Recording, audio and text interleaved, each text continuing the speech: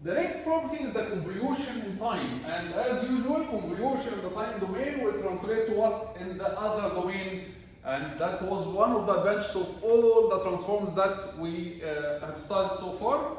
Yes, correct. It will transform into multiplication. So here the property of convolution says that if you have two functions convolved together in the time domain, then their Z transform is the multiplication of the Z transform of the first times the Z transform of the second, right? So if you have a convolution in the time domain, it will transform into multiplication in the Z domain, and this will be useful to us when we calculate the output of a linear time invariant system, because we need to do convolution. So it's easier to do multiplication in the Z domain, and then we go back to the time domain by inverse Z transform.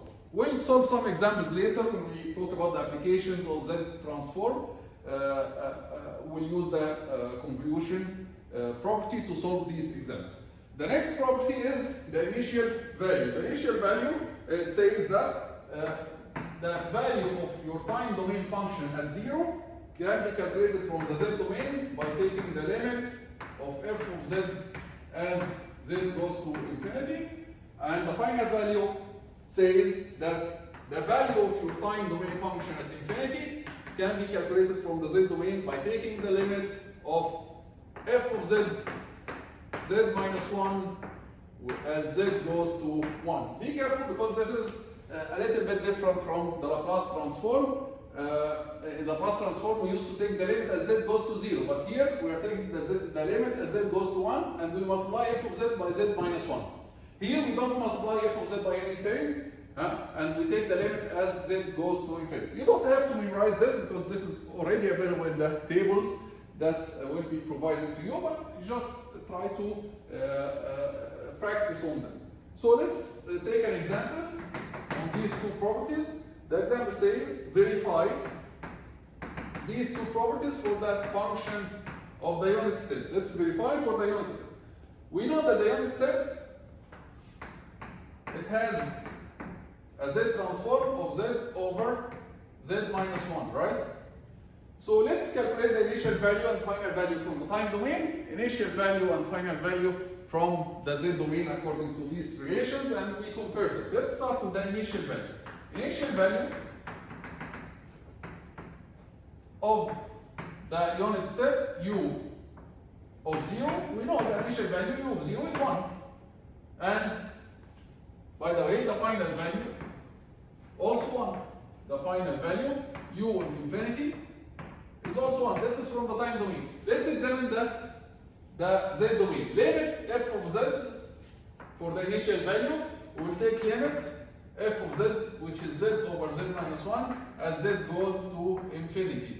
What's the limit of this as z goes to infinity? It will be infinity over infinity, and then you differentiate up and down using L'Hopital's rule. It will give you 1. Right? Let's look at the final value. Final value says limit z minus 1 multiplied by f of z. F of z is this, right? This is f of z. So z minus 1 multiplied by z over z minus 1 as z goes to 1. This is the final value, right? Z minus 1 will cancel with z minus 1. Limit z as z goes to 1 is 1 again. So again, it's the same final value, same initial value, whether we calculate it from the time or from the Z domain according to this rule, and the final value, whether we calculate it from the time or from the Z domain according to this rule, it will give us the same value. There is a condition here in the final value, is that the condition is that there is a final value of infinity. In order for this to be correct, there must be a final value for f of n. What does it mean, there must be a final value? Some functions, there is nothing called final value, like the sine and cosine. If I tell you what is sine infinity, what is cosine infinity, We don't know because the angle keeps changing, right? So the angle inside the sine and cosine keeps changing. If you go to infinity, it will keep changing between 0 and 2 pi, right? All the time. There is nothing called final value. It's not defined, right? Although it is not defined, but if you apply this theory, it will give you a value. The z domain will give you a value. For example, let's take an example.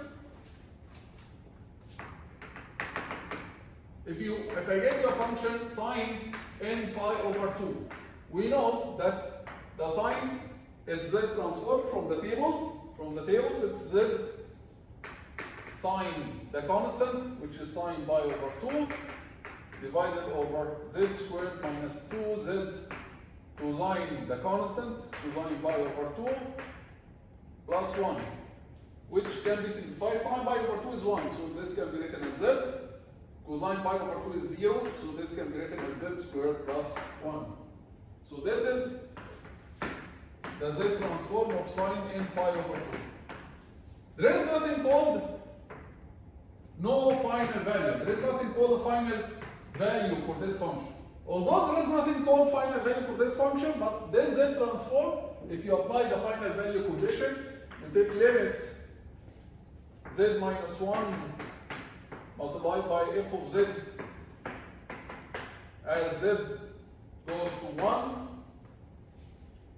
it will give you 0. Although it gives you a value, but this value is incorrect. Why it's incorrect? Because this rule, there is a condition for it. The condition is that there exists a final value for f of n, but for the sine, it doesn't exist. There is nothing called final value. So although the rule is going to give you a value, but this value will be incorrect. Because the condition is not satisfied. So this value is incorrect because the condition is not satisfied and sine doesn't have a final value. By the way, the same rule applies to the final value of the Laplace transform. Okay? So the final value here, in order to apply it and to be correct, the function f of n must have a final value. Otherwise, this will give you a value, but this value has no meaning. It's incorrect. Okay? So we'll stop here and we'll discuss more videos about the Z transform later. See you next week.